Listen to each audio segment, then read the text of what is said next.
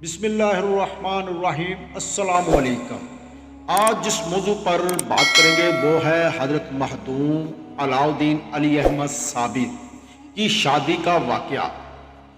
वाक़या कुछ इस तरह है। हज़रत बाबा फरीद मसूद गंज शकर की बहन एक दिन अपने भाई के पास आती है और अली अहमद साबिर के लिए रिश्ता लेकर आती है। अपने भाई को अर्ज़ करती है कि भाई, अली अहमद साबिर को आप अपना बेटा, अपना फर्जंद बना लीजिए।